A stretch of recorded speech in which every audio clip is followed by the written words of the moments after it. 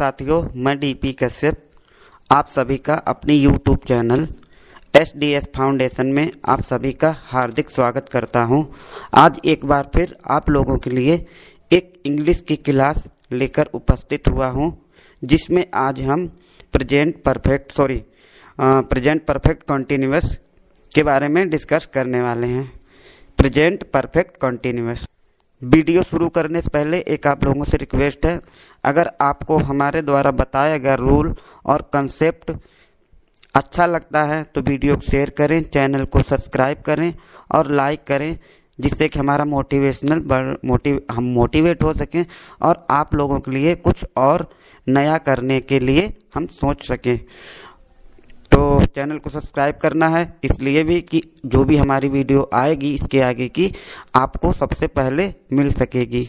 अब हम बात करते हैं प्रेजेंट परफेक्ट कंटिन्यूअस की। प्रेजेंट परफेक्ट कंटिन्यूअस में हमें क्या क्या बातों का ध्यान रखना होता है और इसको हमें हिंदी से इंग्लिश में ट्रांसलेट करते समय किन बातों का ध्यान रखना होता है। तो सबसे पहले हम बात करते हैं प्रेजेंट कंटिन्यूअस की, जो अभी तक हम लोगों ने कर लिया है। इसके वीडियो आपको हमारे यूट्यूब चैनल पे मिल जाएंगे। सिंपल कंटिन्यूअस और इंट्रोगेटिव, WH सेंटेंस और क्वेश्चन वर्ड जो भी होता है वो हमने आप लोगों के लिए पहले ही अपलोड कर दिए हैं। हमारे प्रीवियस वीडियोज में आपको वो सारा कुछ मिल जाएगा। आप उनको एक बार देख जरूर लें, जिससे कि आपको पहले का कंसेप्ट क्लियर हो जाए। अब हम बात करते हैं प्रेजेंट परफेक्ट कंटिन्यूअस में। इसमें आपको ध्यान क्या देना है, जैसे मैं एक एग्जाम्पल दूं, मैं पढ़ा रहा हूं, ठीक है। तो मैंने जो एग्जाम्पल बोला मैं पढ़ा रहा हूं, इस सेंटेंस को सुन के, इस वाक्य को सुन के आपको ये पता चलता है कि काम जो है कंटिन्यू चल रहा है, ठीक है। काम हमारा कंटिन्यू चल रहा है, मैं पढ़ाने का काम कर रहा हूं। लेकिन इसमें क्या है, कब से चल रहा है ये टाइम नहीं दिया होता है। तो जो हमारा प्रेजेंट परफेक्ट कंटिन्यूअस होगा इसमें टाइम दिया रहता है, ठीक है। इसमें टाइम दिया रहता है। तो इसमें टाइम जो होता है दो प्रकार का होता है। इसमें दो प्रकार का टाइम दिया रहता है, ठीक है। एक होता है निश्चित टाइम और एक होता है अनिश्चित टाइम, ठीक है। तो जो मैंने सेंटेंस बोला अभी, मैं पढ़ा रहा हूँ, मैंने इतना बोला मैं पढ़ा रहा हूँ। तो आपने जैसे ये सेंटेंस सुना, ठीक है, आपको पता चल गया कि क्या काम हो रहा है और एक कर रहे हैं, अभी ये काम चल रहा है, ये पढ़ाने का काम अभी रनिंग में है, ये अभी चल रहा है, ठीक है। लेकिन इसमें कोई टाइम नहीं दिया, मैं कब से पढ़ा रहा हूँ, मैं सुबह से पढ़ा रहा हूँ, मैं कल से पढ़ा रहा हूँ, मैं अभी स्टार्ट किया हूँ, कुछ नहीं पता। बस इतना आपको मैंने बताया कि मैं पढ़ा रहा हूँ, आपको पता चल गया कि काम अभी चल रहा है, अभी पढ़ाने का काम कंप्लीट नहीं हुआ और ये भी चल रहा है। तो जो प्रेजेंट कंटिन्यूअस होता है, इसमें जो हमारी वर्ब होती है, जो क्रिया होती है, वो रनिंग में होती है, वो चल रही होती है। लेकिन प्रेजेंट परफेक्ट कंटिन्यूअस में भी चल रही होती है, ठीक है। इसमें भी जो हमारी क्रिया होती है ये चल रही होती है, लेकिन इसमें टाइम दिया होता है। तो हमने आपको टाइम बताया दो प्रकार के, एक निश्चित और एक अनिश्चित, ठीक है। जो मैंने सेंटेंस बोला, एग्जाम्पल के लिए मैं बोलूं, मैं सुबह से पढ़ा रहा हूं, ठीक है। अभी मैंने बोला कि मैं पढ़ा रहा हूं, लेकिन दूसरे सेंटेंस में बोल रहा हूं मैं सुबह से पढ़ा रहा हूं, ठीक है। तो इसमें एक टाइम मैंने बताया कि मैं एक निश्चित समय से पढ़ाना शुरू किया और अभी मैं पढ़ा रहा हूं, अभी काम चल रहा है, एक निश्चित समय से शुरू हुआ और अभी वो चल रहा है, अभी रनिंग में है। तो जैसा कि फ्रेंड्स मैंने आप लोगों को बताया कि टाइम 2 टाइप्स का होता है। टाइम समय दो प्रकार का होता है। इसमें जो समय दिया रहेगा आपको दो प्रकार का मिलेगा, एक निश्चित और एक अनिश्चित। एक अनिश्चित समय से काम शुरू होगा, एक निश्चित समय से। तो सबसे पहले हम डिस्कस कर लेते हैं कि आपको निश्चित कैसे पहचानना है और अनिश्चित कैसे पहचानना है। तो सबसे हम पहले बात करते हैं निश्चित की, कि निश्चित टाइम को आपको कैसे पहचानना है। तो फ्रेंड्स आपको ध्यान ये रखना है कि निश्चित ऐसा कोई टाइम होगा जो पर्टिकुलर टाइम जिसका हम काउंट कर सकते हैं, या जिसका कोई नाम दिया हो, जैसे मैंने अभी बोला सुबह, तो सुबह तो एक ही होती है ना, सुबह से बोल दिया। इसके बाद मैं बोल दूँ दोपहर, या है ना नून इंग्लिश में, या फिर इवनिंग शाम, है ना। तो ये सब हमारा निश्चित टाइम में आएगा। या मैं बोलूँ मंडे, अगर दिन का नाम आ जा रहा है, किसी भी दिन का नाम आ जा रहा है तो एक निश्चित समय हो गया। तो हमारा निश्चित में क्या क्या आएगा, आप लोग ये चीज़ ध्यान देना। देखो कोई टाइम ऐसा हो गया जिसका नाम बता दिया, जैसे सुबह हो गया, दोपहर हो गया, शाम हो गया, ठीक है, या लास्ट नाइट हो गया, मतलब पिछली रात हो गया, या लास्ट मॉर्निंग हो गया, या फिर लास्ट नून हो गया, ठीक है। ये सारा हमारा निश्चित समय में आएगा।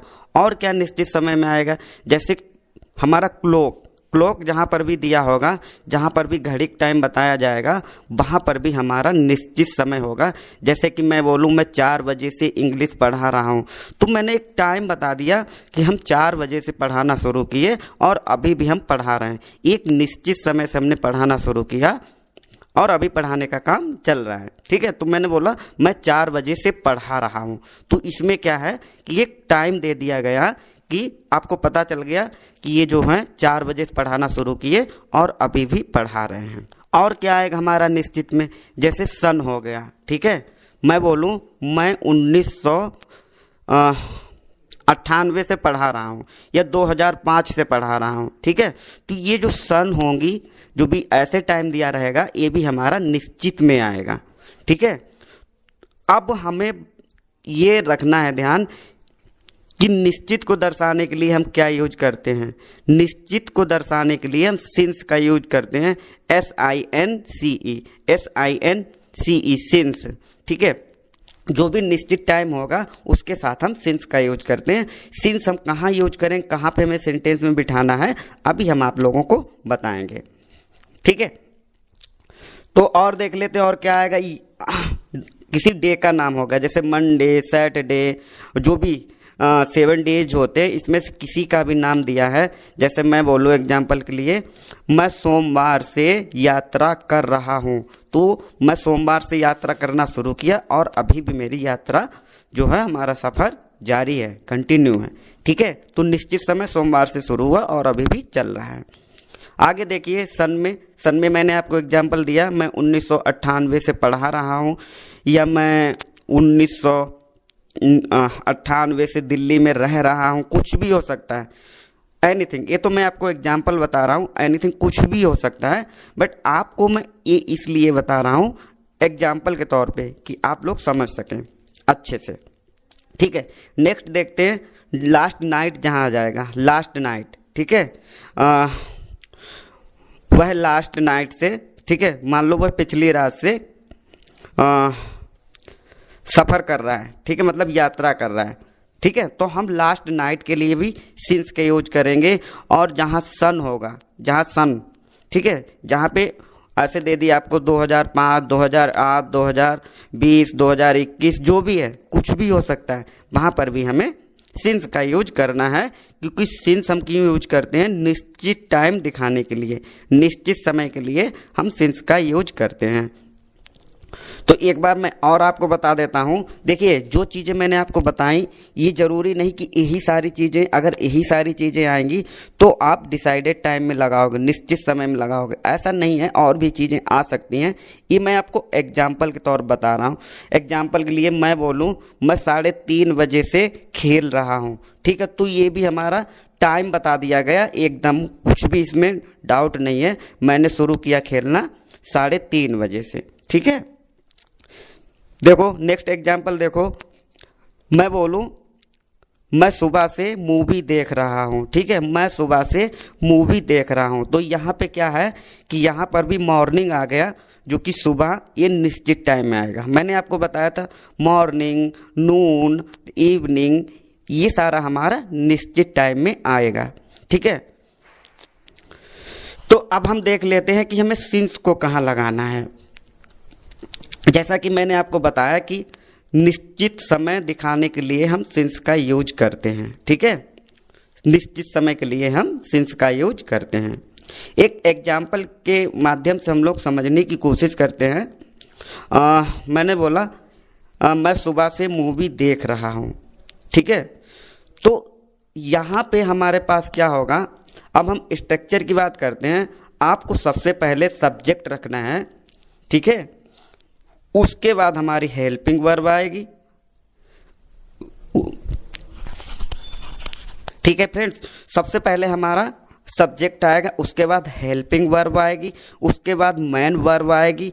मैन वर्ब में आपको आईएनजी ऐड करना है, जैसे कि हमने प्रेजेंट कंटिन्यूअस में किया था, सेम वैसे ही करना है। उसके बाद हमारा ऑब्जेक्ट आएगा और ऑब्जेक्ट के बाद हमें सिंस को रखना है। ऑब्जेक्ट के बाद हमें सिंस रखना है, उसके बाद हमें अदर वर्ड रखना है। ठीक है, तो यहाँ पे हम हेल्पिंग वर्ब की बात करते हैं। हेल्पिंग वर्ब हमारे पास यहाँ पर इज एम आर ना रह के हैज बीन और हैव बीन रहेगी। प्रेजेंट परफेक्ट कॉन्टिन्यूअस में हमारी जो हेल्पिंग वर्ब होती है वो हैज बीन और हैव बीन होती है। सिंगुलर के लिए हम हैज बीन का यूज करते हैं और प्लूरल के लिए हम हैव बीन का प्रयोग करते हैं। डियर फ्रेंड्स, आप लोगों को सिंगुलर और प्लूरल के बारे में मैं हर वीडियोज में शॉर्ट में बताता हूं, तो आई थिंक अगर आप वीडियो अच्छे से कंटिन्यू देखते हो तो सिंगुलर और प्लूरल समझने में कोई प्रॉब्लम नहीं होगी। फिर भी मैं एक बार बताता हूँ, ही सी इट या किसी का जो नाम है वो हमारा सिंगुलर होता है, उसके साथ हमें हैज बीन लगाना है, हैज बीन। और ऐसा कोई वर्ड है जो सिंगुलर है, आप समझ के चलो, सिंगुलर कोई भी और अदर नाउन है तो उसके साथ भी हमें हैज बीन लगाना है। अब हैव बीन हमें बाकी सबके साथ यूज करना है, आई वी यू दे या प्लूरल सब्जेक्ट जो भी होंगे उनके साथ हमें हैव बीन का प्रयोग करना है। एक एग्जाम्पल और देखते हैं डियर फ्रेंड्स, जैसे मैं बोलूं मैं 1995 से दिल्ली में रह रहा हूँ। ठीक है, तो यहाँ पे क्या है, मैं निश्चित बता रहा हूँ कि मैं 1995 से रहना शुरू किया था और अभी भी रह रहा हूँ, इसमें एक निश्चित टाइम बताया जा रहा है। ठीक है, तो हमें सबसे पहले रखना है सब्जेक्ट, उसके बाद हेल्पिंग वर्ब हैव बीन, क्योंकि आई के साथ हैव बीन आएगा, और उसके बाद मैन वर्ब, उसमें आईएनजी ऐड करना है, उसके बाद ऑब्जेक्ट, उसके बाद सिंस, उसके बाद अगर अदर वर्ड्स हैं तो वो रख देना है। तो मैंने बोला मैं 1995 से दिल्ली में रह रहा हूँ, तो सबसे पहले सब्जेक्ट रखा मैंने आई, फिर उसके बाद हैव बीन हेल्पिंग वर्ब, उसके बाद हमने मैन वर्ब में हमें आईएनजी ऐड करना है जिस प्रकार हम कंटिन्यूअस में करते थे। उसके बाद हमें रखना है उसके बाद हमें ऑब्जेक्ट रखना है, ऑब्जेक्ट के बाद हमें सिंस लगाना है, उसके बाद अगर अदर वर्ड्स हैं तो उनको रख देना है। तो ट्रांसलेट क्या हो जाएगा, I have been living in Delhi since 1995। ठीक है, I have been living in Delhi since 1995। एक एग्जाम्पल और देखते हैं, मैंने बोला वह 2 बजे से पढ़ रही है, वह 2 बजे से किताब पढ़ रही है, मैं ये रख लेता हूँ। ठीक है, वह 2 बजे से किताब पढ़ रही है, तो रही है तो सी आ जाएगा, मतलब ये सिंगुलर सब्जेक्ट में आ गया हमारा। ठीक है, तो सबसे पहले में सब्जेक्ट रखना है जो हमारा सी होगा, और ही सी इट सिंगुलर के साथ हमें हैज बीन का यूज करना है हेल्पिंग वर्ब के रूप में। तो सबसे पहले हमने रखा सी, उसके बाद हैज बीन, उसके बाद मैन वर्ब हमारा आ जाएगा रीडिंग, उसके बाद ऑब्जेक्ट, उसके बाद सिंस, निश्चित समय है, मॉर्निंग बोला, 2 o'clock बोला है ना, 2 बजे से बोला गया, तो she has been reading a book since 2 o'clock। Since क्यों आया, क्योंकि ये निश्चित समय में, ये टाइम बता दिया गया कि 2 बजे से पढ़ रही है, इसलिए यहाँ पर सिंस आ गया। नेक्स्ट एग्जाम्पल देखते हैं, नेक्स्ट में हमारे पास है राम 2 बजे से डांस कर रहा है। ठीक है, मैंने बोला राम 2 बजे से डांस कर रहा है, तो यहाँ पर भी एक टाइम दे दिया गया कि निश्चित समय से वो डांस कर रहा है, और अभी भी जो उसका डांस करने का क्रिया है, जो उसका वर्ब है वो अभी रनिंग में है, वो अभी कंप्लीट नहीं हुई है। ठीक है, तो राम 2 बजे से डांस कर रहा है, तो राम यहाँ पर सिंगुलर सब्जेक्ट है, इसके साथ हम हेल्पिंग वर्ब के रूप में हैज बीन का यूज करेंगे। तो सबसे पहले हमारा सब्जेक्ट आएगा, राम, उसके बाद हैज बीन हेल्पिंग वर्ब, फिर मैन वर्ब में हमें ING ऐड करना है तो यहाँ डांसिंग हो जाएगा। उसके बाद ऑब्जेक्ट, डांसिंग के बाद हमें यहाँ सिंस रखना है। उसके बाद जो टाइम दिया गया है वो टाइम हम रख देते हैं। तो हमारा ट्रांसलेट क्या हो गया, Ram has been dancing since morning. Ram has been dancing since morning. Sorry, मैंने सेंटेंस में शायद 2 बजे बोला था और टाइम इसको ट्रांसलेट करते समय मॉर्निंग कर दिया, तो इससे कोई इशू नहीं है। मॉर्निंग भी निश्चित समय में आता है और 2 o'clock भी हमारा निश्चित समय में आएगा। ठीक है, 2 o'clock भी हमारा निश्चित में आएगा। इसका भी ट्रांसलेट कर लेते हैं। जैसे मान लीजिए एग्जाम्पल के लिए, राम 2 बजे से गा रहा है, तो Ram has been singing, Ram has been dancing, dancing था, Ram has been dancing since 2 o'clock। ठीक है, Ram has been dancing 2 o'clock। अगर मैंने उसमें मॉर्निंग बोल दिया, इसमें 2 o'clock बोल दिया, तो दोनों डिसाइडेड टाइम है, दोनों निश्चित टाइम में ही आएंगे, मॉर्निंग भी और 2 o'clock भी। ठीक है डियर फ्रेंड्स, आई थिंक आप लोग कंसेप्ट को समझे हैं कि निश्चित टाइम का हमें कहाँ यूज करना है और निश्चित टाइम बताने के लिए हमें किस चीज़ का यूज करना है। तो निश्चित समय बताने के लिए हमें यूज करना है सिंस का।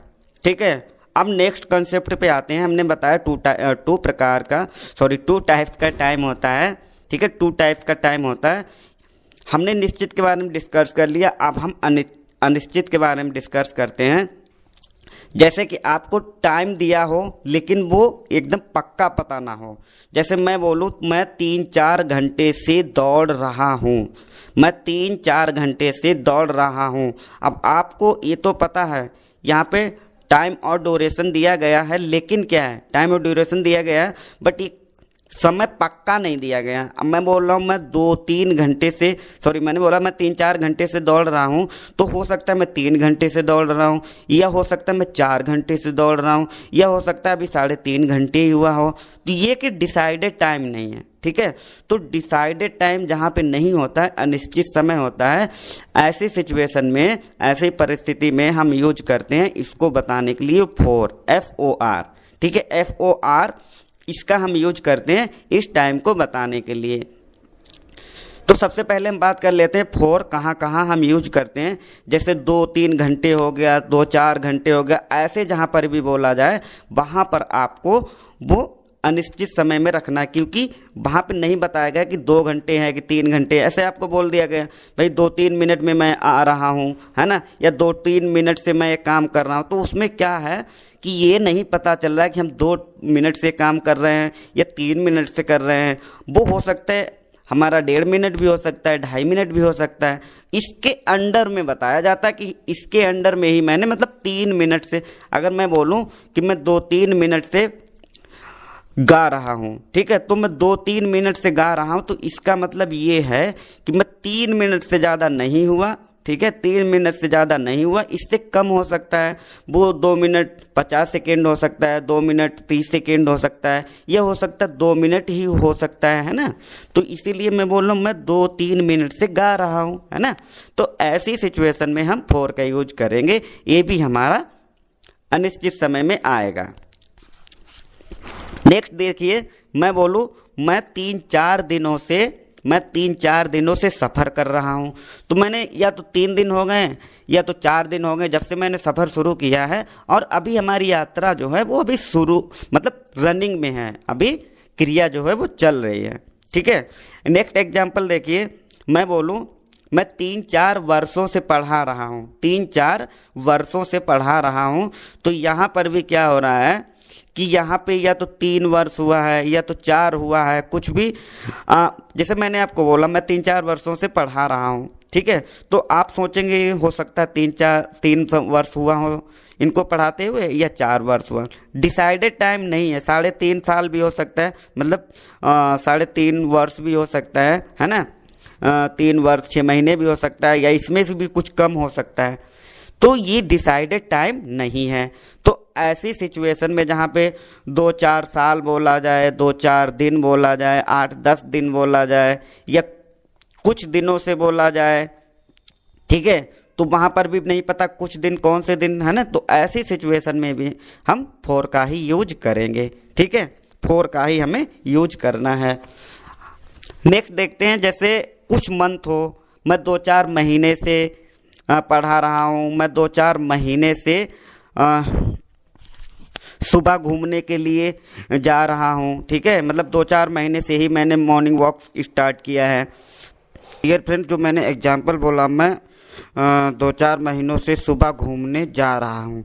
आप अगर इस सेंटेंस को ऐसे बोलेंगे, मैं कुछ महीनों से घूमने जाता हूँ, तो भी ये हमारा प्रेजेंट परफेक्ट कॉन्टिन्यूअस ही होगा, क्योंकि इसमें क्या है कि आप चाहे ऐसे बोल लो चाहे वैसे बोल लो कि मैं 2-4 महीनों से घूमने जा रहा हूँ, है ना। तो ऐसे में क्या है कि यहाँ पर कोई मंथ पता नहीं है, यहाँ पे मंथ का नाम नहीं बताया गया, और यही मैं बोलूँ मैं पिछली जनवरी से इंग्लिश पढ़ा रहा हूँ। तो यहाँ पे जनवरी जो है, जनवरी यहाँ पर मंथ का नाम बता दिया गया, इसलिए हमारा निश्चित समय हो गया। और जहाँ पर नाम नहीं बताया जाएगा, ऐसे 2-4 महीने बोला गया है ना, तो वहाँ पर आपको फोर का यूज करना है। तो कुछ चीज़ें मैं बता रहा हूँ, इनको आपको याद रखना। जैसे ऐसा कहीं हो 2-4 महीने, 2-4 साल, ठीक है, या 2-4 सप्ताह, या 2-4 दिन, 2-4 घंटे, वो 6-7 घंटे से भी हो सकता है, वो 8-9 घंटे भी हो सकता है, 2-4 मिनट टोटल। कहने का तात्पर्य यही है कि जहाँ पर एक पर्टिकुलर टाइम ना देकर उसमें जो है टाइम ऑफ ड्यूरेशन दिया हो, मतलब समय की अवधि दी हो, और वहाँ पे डिसाइडेड टाइम ना दिया हो, जैसे क्लॉक ना हो, या मंथ का नाम ना हो, या डे का नाम ना हो।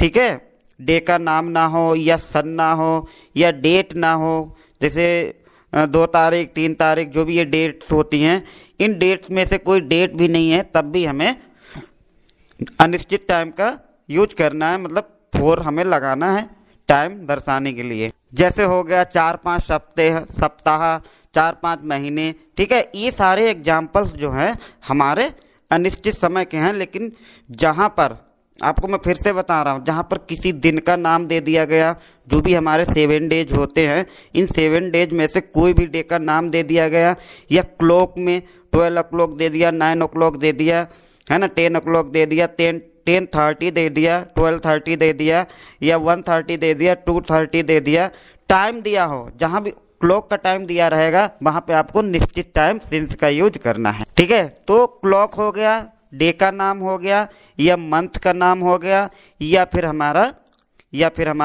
ईयर का नाम मीन सन हो गए, जैसे 2010, 2012, 2015, है ना, ये सारा हमारा निश्चित में आएगा। एक चीज और, ईयर में भी आप लोग याद रखेंगे, जैसे अगर लास्ट ईयर बोला गया, लास्ट ईयर के साथ हमें सिंस का यूज करना है। लास्ट मंथ बोला गया, तब हमें सिंस का यूज करना है, सब हमारा डिसाइडेड टाइम में आएगा। या लास्ट नाइट बोला गया है, तब भी आप सिंस का यूज करेंगे। या फिर लास्ट मंडे बोला गया, लास्ट संडे बोला गया, लास्ट सैटरडे बोला गया, जो भी है, जो भी हमारे 7 डेज हैं, इनमें से लास्ट करके कुछ भी है, तब भी आप सिंस का ही यूज करेंगे। या लास्ट कोई डेट दी हो, ठीक है, पिछली 20 तारीख ऐसे बोलते हैं ना हम लोग, लास्ट 20, तो उसमें भी आपको सिंस लगाना, क्योंकि वहाँ पर भी वो हमारा जो 20 तारीख बताया जा रहा है वो निश्चित समय में आ जाएगा। तो अब बचा फोर हमें कहाँ यूज करना है, ऐसी सिचुएशन में जहाँ पर डिसाइडेड टाइम ना दिया गया हो, मंथ का नाम ना हो, ईयर में सन ना हो, या फिर डे का नाम ना दिया हो, या क्लॉक ना हो। ठीक है, जहाँ पे क्लॉक नहीं होगा वहाँ पर भी हमें सिंस का यूज ना करके फोर का यूज करना है। ओके फ्रेंड्स, अब कुछ एग्जाम्पल देख लेते हैं अनिश्चित टाइम के, जिसमें अनिश्चित समय आता है, उसके हम लोग कुछ एग्जाम्पल देख लेते हैं, जिससे कि आप और अच्छे से समझ पाएंगे।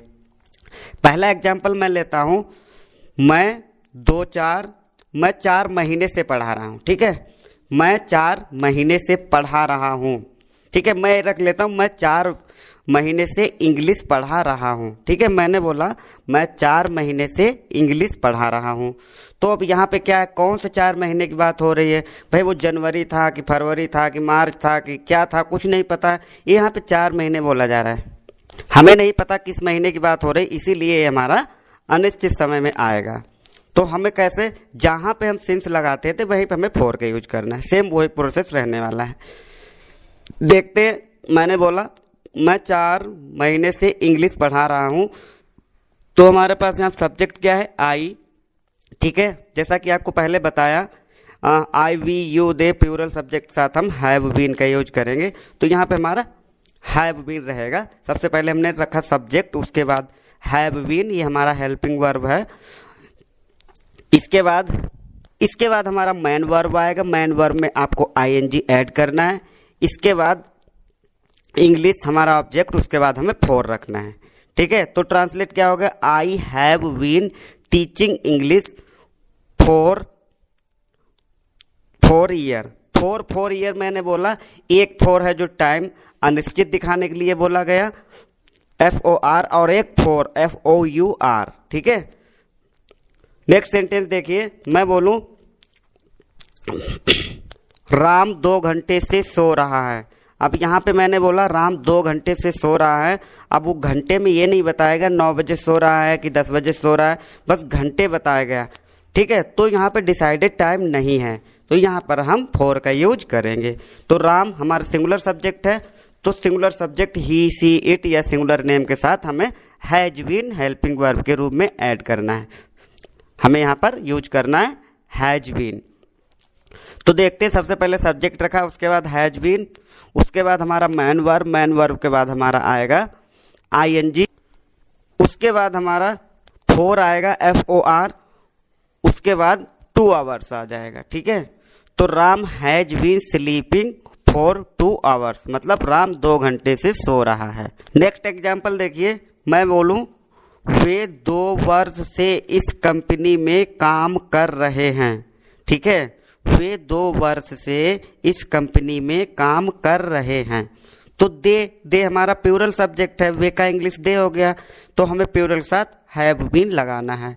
उसके बाद हमारा मैन वर्ब यहाँ पे आ जाएगा वर्क में आईएनजी ऐड करके हमने बनाया वर्किंग। उसके बाद हमारा अनिश्चित टाइम आ जाएगा फॉर FOR, उसके बाद हमें जो टाइम दिया है ईयर। ठीक है, उसके बाद इन दिस कंपनी ऑब्जेक्ट। तो हमारा ट्रांसलेट क्या हो गया, they have been working in this company for 2 years। ठीक है, they have been working in this company for 2 years। वे इस कंपनी में 2 वर्ष से काम कर रहे हैं। ठीक है, नेक्स्ट एग्जाम्पल देखते हैं। नेक्स्ट एग्जाम्पल देखिए, सीता कुछ दिनों से इस घर में रह रही है। ठीक है, तो जो कुछ दिन है यहाँ पर भी क्या है, डे का नाम नहीं बताया गया, इसलिए भी ये हमारा अनिश्चित समय में आएगा। सीता इस घर में कुछ दिनों से रह रही है। तो सबसे पहले सीता सिंगुलर सब्जेक्ट है, तो इसके साथ हमें हैज बीन लगाना है। उसके बाद मैन वर्ब, सबसे पहले हमने सब्जेक्ट रखा है, फिर हैव बीन सिंगुलर है इसलिए हैज बीन, फिर उसके बाद मैन वर्ब में आईएनजी ऐड किया, फिर इन दिस आ जाएगा हाउस फॉर सम डेज। तो ट्रांसलेट क्या होगा, Sita has been living in this house for some days, मतलब कुछ दिनों से। फॉर सम डेज का मतलब कुछ दिनों से। नेक्स्ट एग्जाम्पल देखिए, रमेश 5 घंटे से पढ़ रहा है। तो यहाँ पे 5 घंटे बोला गया, इसीलिए निश्चित टाइम नहीं है। कौन सा 5 घंटे की बात हो रही, कुछ नहीं पता। ठीक है, तो यहाँ पर भी हमें अनिश्चित टाइम दिखाने के लिए फॉर का यूज करना है। तो रमेश सिंगुलर सब्जेक्ट है, हमारा हेल्पिंग वर्ब हैज बीन रहेगा, हैज बीन लगाया। उसके बाद मैन वर्ब रीडिंग, आईएनजी लगाएंगे रीड में। इसके बाद हमारा आ जाएगा टाइम दिखाएंगे, फिर उसके बाद हम टाइम आवर्स दिखा देंगे, जितना भी आवर्स होगा। यहाँ पे आवर्स बोला तो आवर्स दिखाएंगे। इसी प्रकार टाइम ऑफ ड्यूरेशन और भी कुछ हो सकता है, समय की अवधि और भी कुछ हो सकती है। तो ट्रांसलेट हमारा क्या होगा, Ramesh has been reading for 5 hours. ठीक है, Ramesh has been reading for 5 hours. Next example देखिए, किसान 3 घंटे से खेत जोत रहा है। ठीक है, किसान 3 घंटे से खेत जोत रहा है। तो यहाँ पे किसान जो है, फार्मर सिंगुलर की बात हो रही, तो हेल्पिंग वर्ब हमें हैज यूज करना है। ठीक है, तो ट्रांसलेट देखते हैं। The farmer has been ploughing, plough होता है PLAUGH, प्लग, प्लॉग, और इसमें ING जोड़ देना है तो प्लॉगिंग हो जाएगा। The farmer has been ploughing field, खेत को field, for 3 hours. The farmer has been ploughing field for 3 hours. तो डियर फ्रेंड्स, आई थिंक आप लोगों का कंसेप्ट क्लियर हुआ है, और आप लोगों से मेरी रिक्वेस्ट है कि आप लोग हमारे चैनल को ज़रूर सब्सक्राइब करें, जिससे कि जो भी क्लासेस आए वो आप लोगों को सबसे पहले मिल सकें। और अगर आपको लगता है कि कुछ सीखने को मिला है तो प्लीज़ चैनल को सब्सक्राइब करें और दूसरे लोगों तक भी पहुंचाएं, जिससे कि उनका भी कंसेप्ट क्लियर हो। और आप लोग जब लाइक करते हैं तो हमें भी मोटिवेशन मिलता है, हमें भी लगता है कि हमारी मेहनत सफल हो रही है। तो इसीलिए आपको लाइक भी करना है अगर आपको अच्छा लगता है तो। थैंक यू सो मच आप सभी का फॉर वॉचिंग। Thank you. जय हिंद, जय भारत।